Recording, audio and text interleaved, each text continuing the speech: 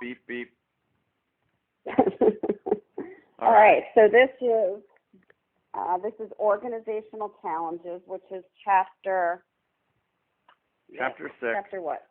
So chapter 6, typical client problems. We recorded the first parts already. We're skipping profit/bottom line and cash flow. I'll do that separately. So we're getting into this next subsection called organizational challenges. Okay. On your mark? All right. Can I do a quick overview of some of my stuff, and then we'll play? Okay. All right. So we are talking organizational challenges. In looking at organizational challenges, it's important to take some kind of a diagnostic where you can look at the performance gaps that a company is having or an organization is having in each area. And through looking at where the gaps are, you can then see the foundation of where you need to work, and you can begin to lay out a plan so that as you're doing your engagement, you'll be able to document where the improvements are. It also, doing a diagnostic, enables you to plot out how you want changes to happen, how the organization wants changes to happen, and even in your sales process, showing where the areas are, where the gaps are, and how you can move things forward so that there's more satisfaction with performance in each area of the organization. Important to understand overall performance of an organization. In other words, they have challenges, but what would be ideal for them? What does ideal look like, considering the organization as a whole, considering teams, individuals, customers? And how effective are the people within the organization to produce the results that the company wants to produce? Do they have the right skills, energy, motivation? Are they working cohesively? Do they have a problem-solving attitude? And are people able to even take ownership of their roles? Do they own their own performance? Are people and teams responsive to the needs of others? Do they need to be told what to do? I also would recommend looking at what is possible. What is it that the organization wants to achieve in the future? And are they talking about, as an organization, what's possible and taking suggestions for improvements and encouraging and rewarding them? The other areas that I recommend looking at as you take a look at the challenges of the organization is what really is the big picture, where you are now, the big picture to the organizational goals, and do people know what those are? And do they understand how their role, their job actually connects to the overall organization's goals? I think it's really important that teams and individuals see the bigger picture and understand that their individual performance affects the company's performance. And the other area that I look at as you're studying an organization before you even start to work on each challenge is, how are we going to know that we have evidence to validate our results, that we're effective in our initiatives? So how are we going to measure the changes, whether it's financial return on investment or soft people skills?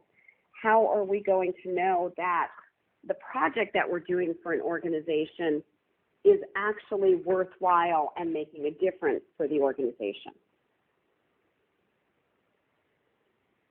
The way to think about all of these organizational challenges is that when you're not getting the results that you want, you have to remember that your processes have a technical, quote-unquote, technical set of steps that need to be followed to get a result.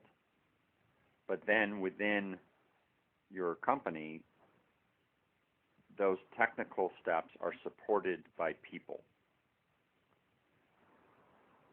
There are so many dynamics with people how they function as individuals or as teams, that your technical processes could be exactly perfect, and yet your results are way below potential. And when that is the case, looking into different areas within the organization is where you need to look next. We have a sub-list of possible problem areas for you to look at. I'll list them now, and then we'll come back and talk about each one in a little bit more detail. Culture, leadership alignment, organization structure, roles and responsibilities, poor accountability, talent and performance, and morale. Culture. So culture is really the sum of all of your employees' beliefs, thoughts, and then behaviors.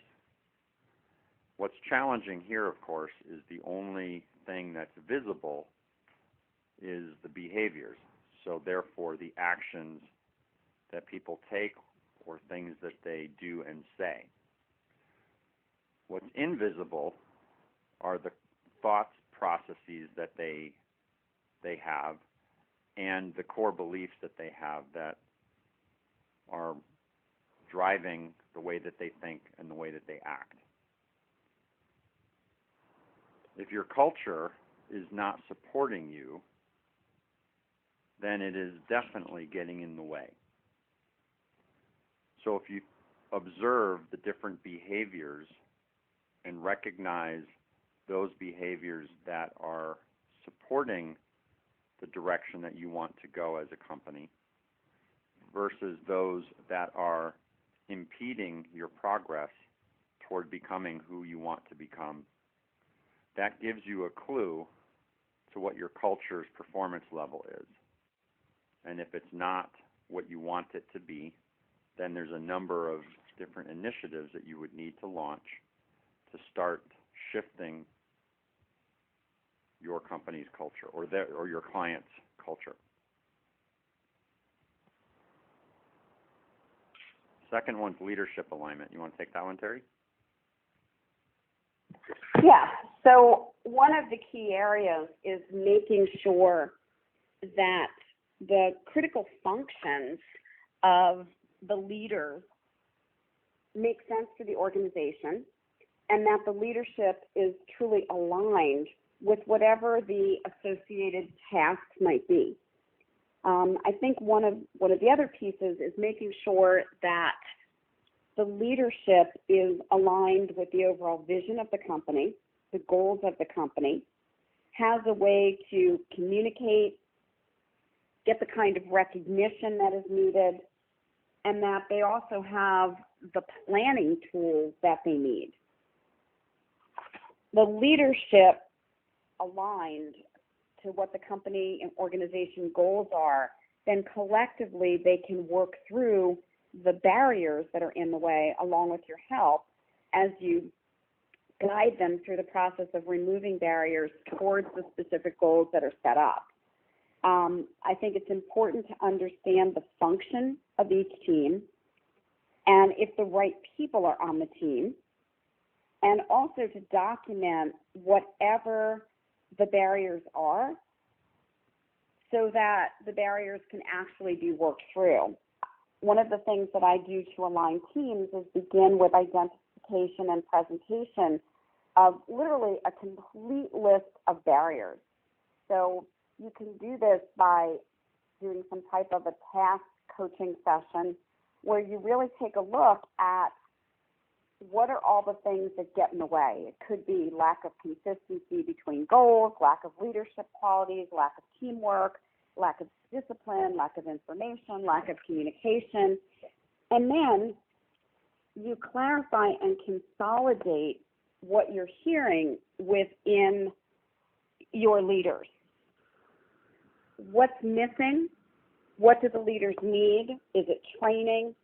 Is it team building?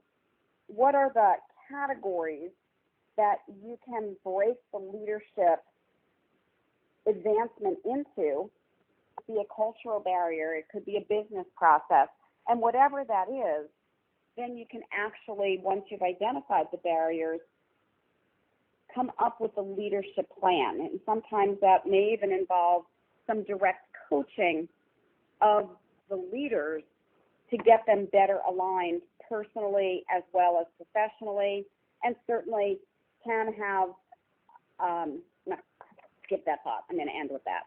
Okay. So leadership alignment to what? Your leadership team, most importantly, needs to align with the company's stated purpose, vision, mission, and goals. So that is important because you want to make sure that their behavior and their energy is driving in the same direction that the company wants to drive. The second leadership alignment to what is to each other.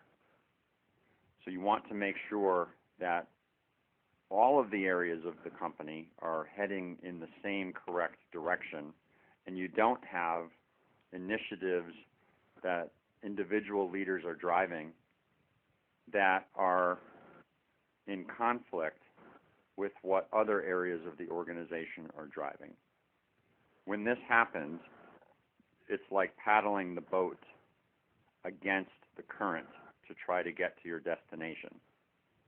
When you can get everyone aligned, it's like paddling the boat with the current to get to your destination.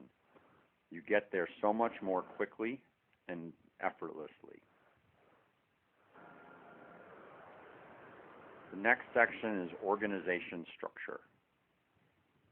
So organization structure is sometimes a problem and a barrier that prevents a company from being effective, largely because you might have people in the wrong roles, the right people in the right roles in an organization structure that is clear about areas of responsibility and how things get done is really what you're after.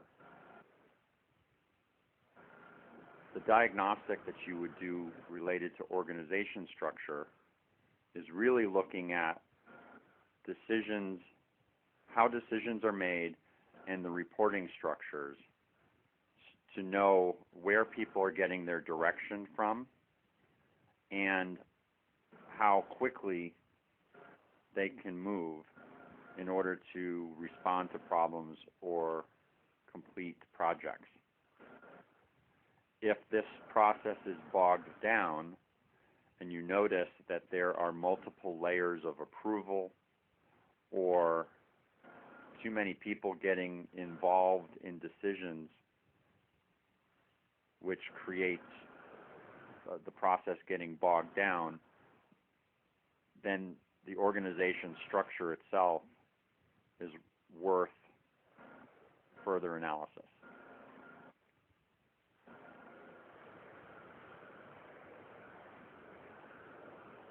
Terri, any more there? All right. No, that's me.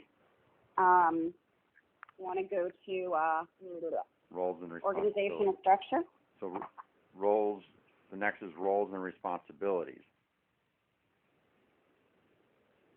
Oh, yeah. So roles and responsibilities is the next subsection, and this fits in very closely to organization structure.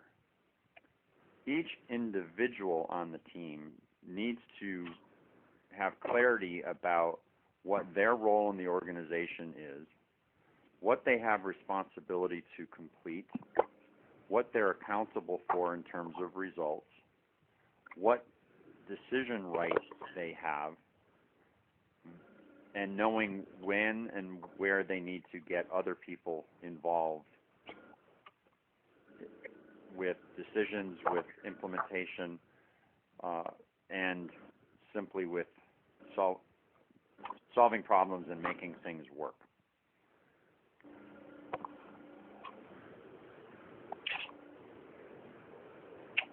Any more? Can't think of anything else. Okay, that's fine.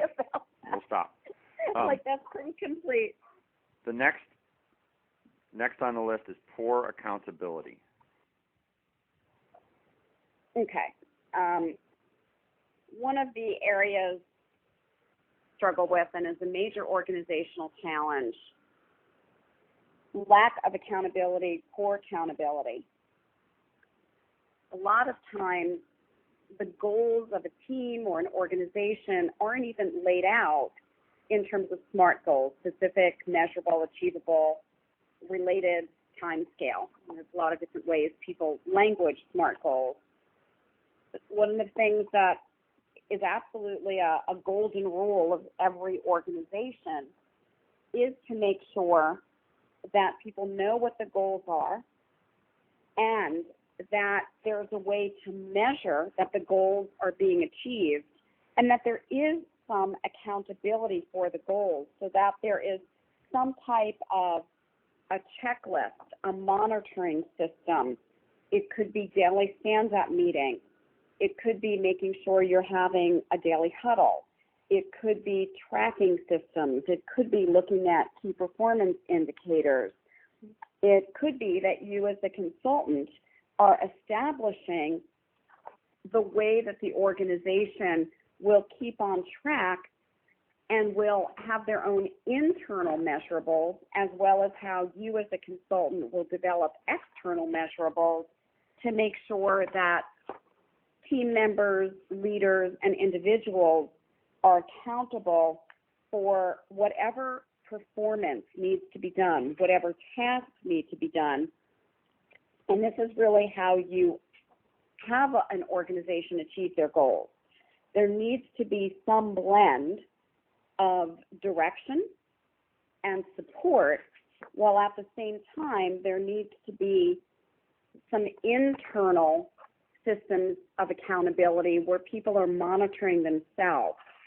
And I always feel like good in an organization and effective organizational leadership and accountability, there's an understanding of the tasks, the processes, the priorities, the motivation and relationships within individuals, but at the same time, we have to manage the specifics of, are we reaching our goals? And we can't manage that on a monthly basis, because at the end of the month, we've wasted a lot of time. So setting up some way to continuously monitor, are we achieving what we need, either daily or weekly, and I prefer both, creates a real win-win situation organizationally and even for the individuals within an organization. Everyone knows what's expected of them. Everyone knows how things get measured. Everyone becomes accountable to themselves and to the organization. And everyone is working towards moving forward in terms of whatever the gaps may be. Accountability comes from people understanding what they need to achieve and getting some form of both positive and constructional feedback as to where things are not quite right yet, as well as being accountable so that people understand they're valued even if they're maybe off track with a goal, and then get direction to be on track with the goal. That way an organization isn't wasting any time, isn't wasting any money, and is moving forward quickly, because we're not waiting a week, 2 weeks, 3 weeks to see whether or not people are achieving what they need. Leave it at that. During your diagnostic exercises, if you hear phrases like, I can't trust anyone to get things done, then that's a trigger that there's likely an accountability issue in the company. Accountability means that people can be counted on to do what they say they're going to do or to do what they're expected to do. And so it's a function of knowing what's expected and then a function of trust that they have the skill sets and motivation to do what needs to get done.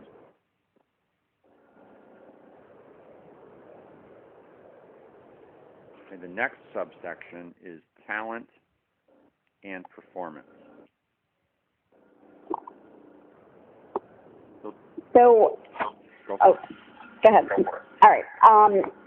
I think a large problem with many performance management systems is they lack any real management capability. Managers and organizations very often can almost hide behind the system, the company rules, procedures, and the problem is that performance can be subjective. So we really need to help with performance management in terms of taking a look at what's expected in an organization.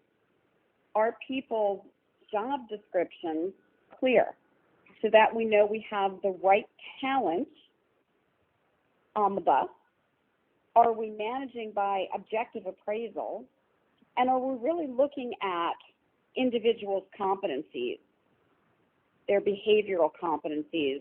Are we, as consultants, are we taking a look at the function of each individual in relation to the company and areas where they may not have the right performance that's standard? Then are you bringing in some coaching skills to improve that talent? I think one of the biggest things that we can do in an organization is bring in a 360-degree appraisal. And a major question always in terms of performance management is, do we have the right culture?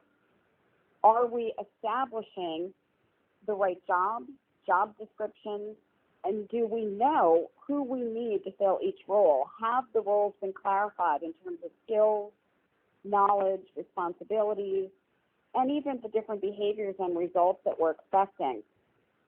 I think very often people aren't even sure leaders are supposed to look like, and so it's very hard to understand whether we have good performance, correct performance, and the company mindset must be that we're not going to spend all of our resources developing and implementing talent systems if we can't retain the right people. So it's attracting the right people and then retaining the right people, and doing it without an HR department that's acting like a police force. I think it's much better if we can understand what the roles that people need to fill are, and then be very clear with, are they at full performance? Are they at full performance? How do we get them to exceptional performance? And in areas where someone is not at full performance, if they're the right person on the bus, how are we going to then bring them to full performance? The other area that I'll mention is some type of a performance review, some type of a tool that will enhance staff motivation and develop performance. And these tools need to review the current performance as well as the employee. Is this the right person? Do we have the right talent? And if yes, how do we help that person and plan for their future performance so they stay with the organization long term? How do we inspire, motivate, and encourage them? And sometimes that is through coaching.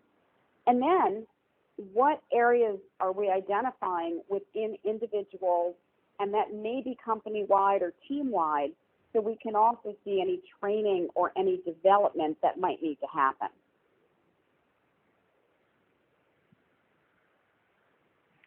Organizational talent also is an exercise that needs to be conducted periodically simply because of the technology changes and the needs of the business being dynamic year to year. And so, for example, in the days before the internet and websites, you did not need someone on your team who had the capabilities that a web designer or internet technology person might have. Yet, fast forward to today, and these skills probably do have a very important role in your business or in a business.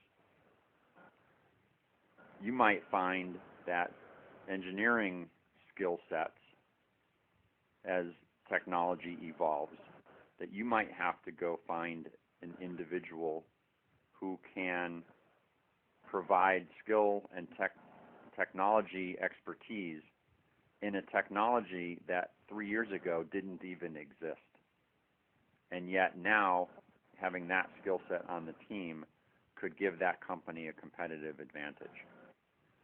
So look at talent also from the perspective and through the lens of what does the company need to be competitive and stay ahead of customer demands, and notice whether or not that those required skill sets are things that can be trained and developed in the existing team, or whether or not you need to go find on the marketplace someone who has those skill sets to bring into your client.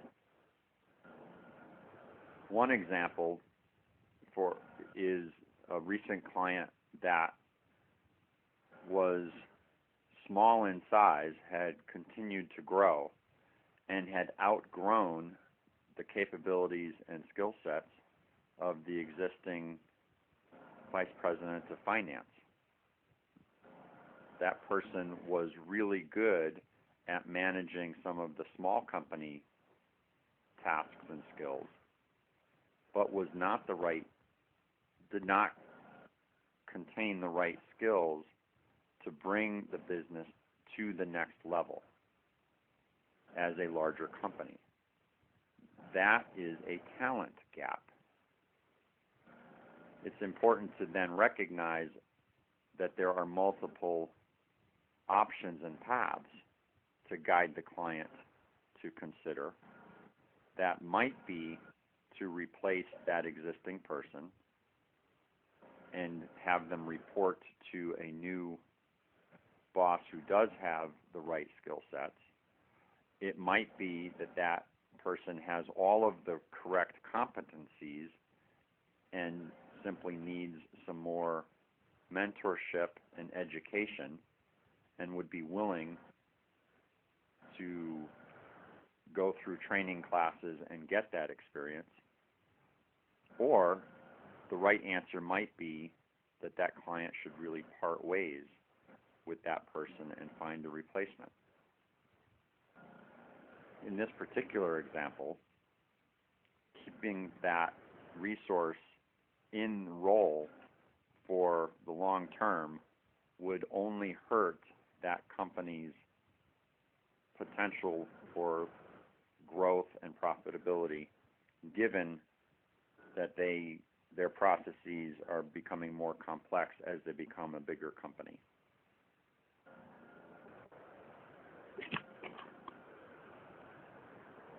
Ready for the last one?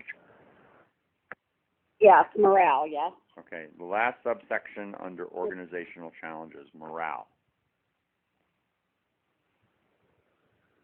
Okay, I can start. Go.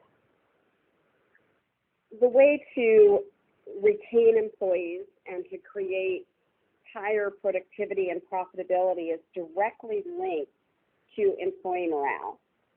And employees need to have motivation to not only stay within an organization, but to feel appreciated and to grow. And also, studies have shown that they also want to be developed in their roles. While a lot of people think that morale has to do with finances, studies have shown that it really doesn't have to do with how much an employee is paid. It has to do with how employees feel within an organization. They have to be able to enjoy their job. They want to have respect and to be recognized for their achievements. And they also want to have feedback about their performance. I think it's really important as you take a look at keeping good morale within an organization, although it's a soft skill, directly has to do with productivity. And since productivity is tied to profits, to me, this is one of the most important areas to look at. Employee morale comes from how committed they feel as a part of the organization, how motivated they are to do their particular job at the particular time that is needed, and how much confidence they have, first in themselves, in their direct managers, in the company's future, and even in the products or services that the organization is providing. So as you look within an organization, you want to really take a look at how are people feeling. It's not just about what they're doing, but it's about how they fit in, how well they feel incorporated into a company or an organization. And objectives should always be set that not only have to do with an employee's direct, observable contributions that come in the form of their workload, but really has to come into effect as how can we develop the people that are here? How can we help create greater achievements for them so that they really feel that they are respected and appreciated within a company, so that we can maintain them, and even while they are maintained, that they can be engaged workers. Engaged workers call out sick less, they have less injuries, less workers' compensation, and they are much more committed to staying with a company long term, even if a better offer comes along. And one of the most expensive things for an organization, recruiting talent, training talent, and putting a lot of money into an employee who then does not have the right attitude, doesn't feel valued, and then leaves an organization. So a big part of employee morale is maintaining employees, not just with their technical competencies, but also making sure that they have the right behavioral competencies and that we keep employees on board with the right attitude. It's interesting the impact of some changes that, when managed poorly, can impact morale negatively. And one of the worst parts of my career that I recall is shortly after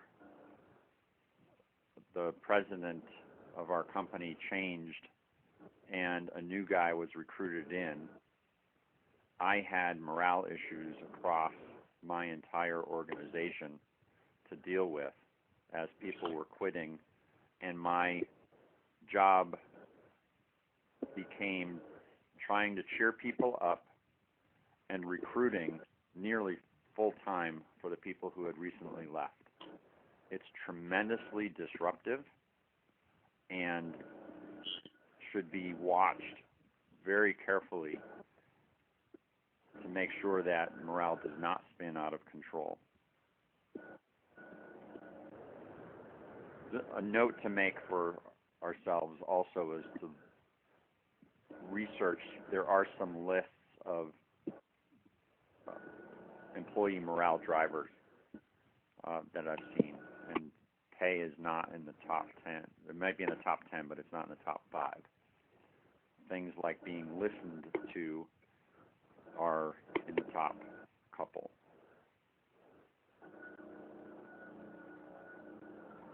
Is that a wrap on morale? Yeah, I think we did a good job on morale. Okay, good. I have one other thing to add in, and maybe this goes into the Okay, top. well, When you're looking at organizational challenges and recognizing that this is all about people, as a consultant, it's important to appreciate that all of the different people in an organization have their own unique skill sets and perspectives. as well as their own unique styles. As a consultant or consulting team, you might consider having access to some of the different assessment tools that are available out there. Some of the popular ones are DISC, D-I-S-C, Myers-Briggs, MBTI, which is the Myers-Briggs Type Indicator, and HBDI, which is the Herman Brain Dominance Indicator, I think is what I is. We'll check. These tools can give the employee teams a greater sense of self-awareness, as well as giving teams an appreciation of the strengths and differences that their team members have. And by raising this awareness across a team, it can actually improve teamwork and cohesiveness, and ultimately the ability to get things done.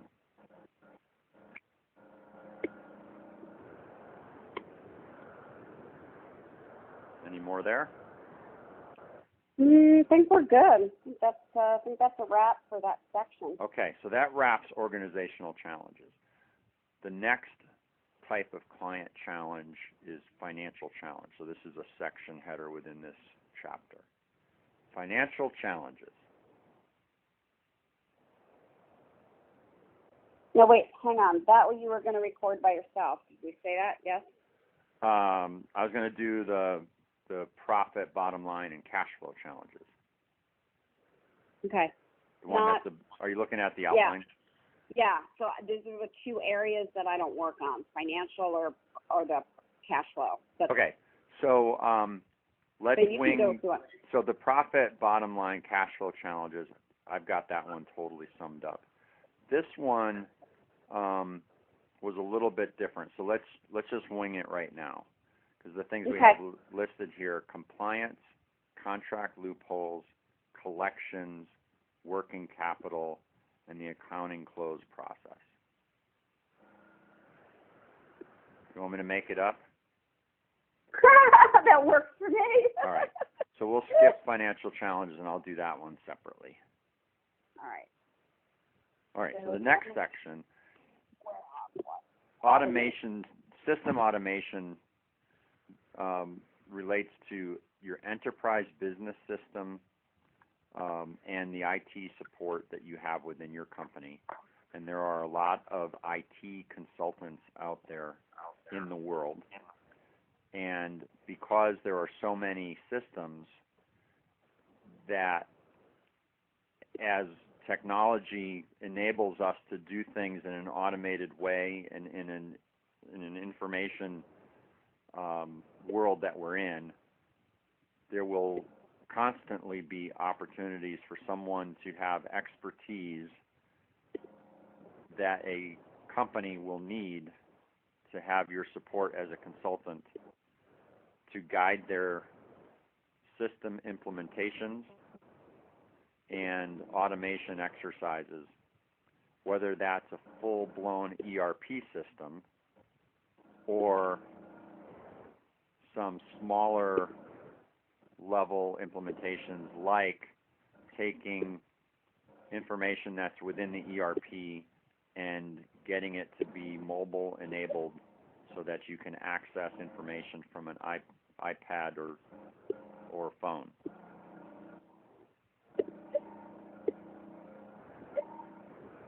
Some of the other things that can be automated are things like social media posting, social media notifications, using a service like Google News or other services to monitor anything that might be said that's relevant about the company, for sending out regular press releases, automation systems for transcribing things online, blogs, articles, anything else that the company might send out, newsletters, information to customers. Automation can include online workforces, online teams, of which many of the day-to-day roles that people have can be embedded into online work systems. And it's important to look at automation for all areas so that we create freedom teams within organizations. The team is more freed up to spend time doing what they're most gifted at that's going to impact the company's bottom line, and that they're given the right tools and processes through automation to free up their time so that we have more productivity, more profitability, and we're also not keeping employees doing the mundane or doing things that they're paid a lot of money to do when an automated system can just be doing it for them in a more efficient, effective way.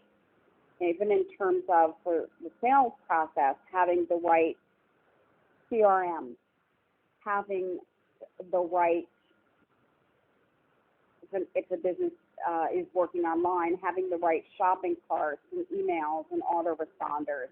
So in all aspects of the business, in every single area, we should be looking at how can we automate what's being done and how can we systematize it.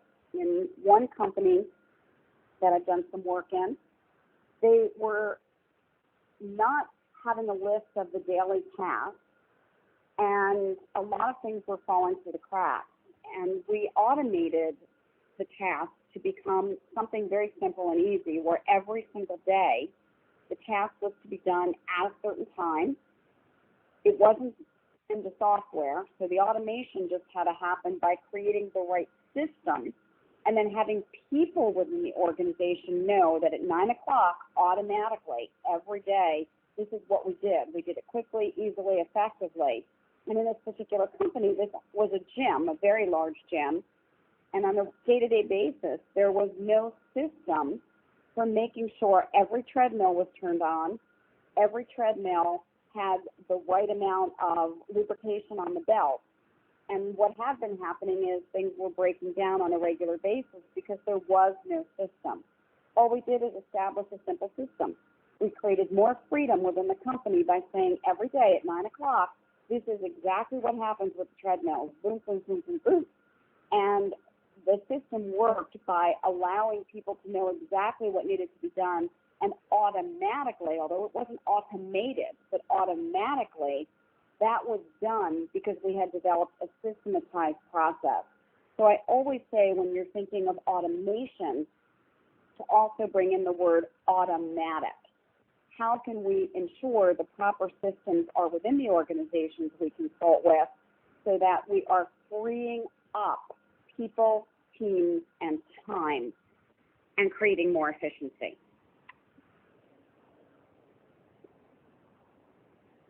All right. The last section here, functional improvement needs. And what we mean by functional improvement needs is each of the functional areas within a company might have some unique challenges or problems that they have to solve to perform at the expected levels, or that they might need to have something implemented to take them up to the next level. You might think of product development or quality or customer service or operations or sales or marketing and every other functional area within the company. As a consultant, the point is to be able to recognize what these challenges are in each of the functional areas. And if you are a consultant with expertise in that functional area, then you might be the person or team that can dive deep into helping your client solve those challenges.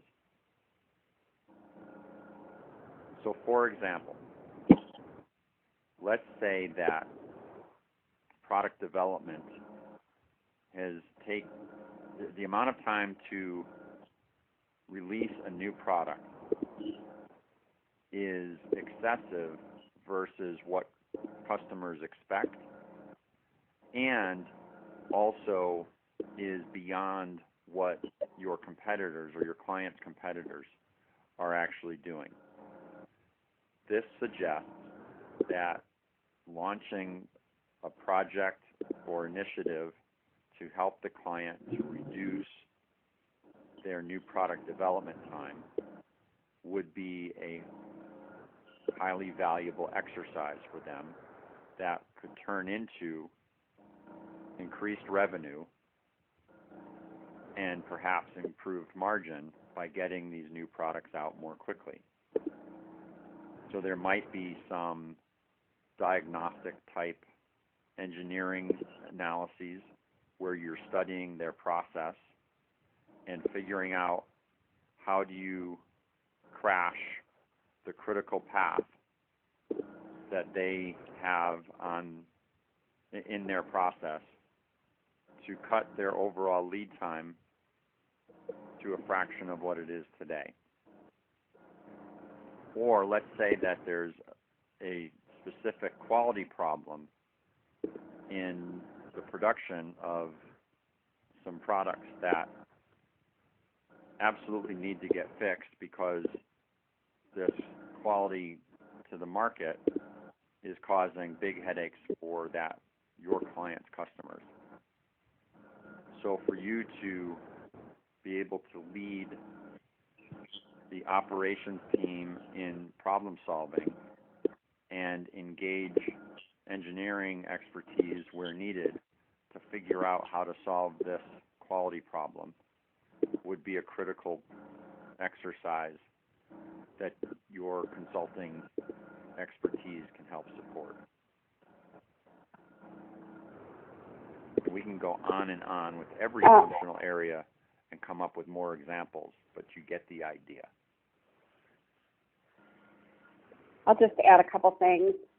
You should always be looking for what the functional improvement needs are as an indicator that more training is needed with an organization. Looking at training and development plans, whether it's senior team development, other teams, or individuals, it's very important to look at what the essential areas are that need improvement and create some form of a training needs analysis plan. So beginning by looking at what's the overall plan of the organization, what are the divisional objectives, the departmental or team objectives, and then the individual objectives. And from this, then you can take a look at what training is needed, what skills are required, who needs those skills, and how are we going to get that training done, and is it going to be the role of the consultant to do that? I believe it's really important that you look at all areas of the business and carefully look at SMART objectives in the context of setting up how we can functionally make improvements in each area of the organization. This is vital to organizational success. We probably, Pete, should end there because I have a call in 2 minutes. And do we feel like we got this complete? Yeah, so I would say that's a wrap on Chapter 6, with the exception of the 2 parts that I'll record separately. They can get added in afterwards. I had a question for you. Yeah. I can do a lot, obviously, on getting clients. Absolutely. Did you want me to record that and then you can add in anything you want just to move it forward a little bit? Do it. Okay, I'm happy to do that. Yep. All right, I'll take that on. Go for it. Do it. And then retaining clients we can look at separately. But why don't you go ahead? Let's keep it rolling that way. I think it's a great idea. Okay. Trying to move it forward. Okay. I will do that. Cool. I'll talk to you at 1. All right. See you in a little bit. Okay. Bye. Bye.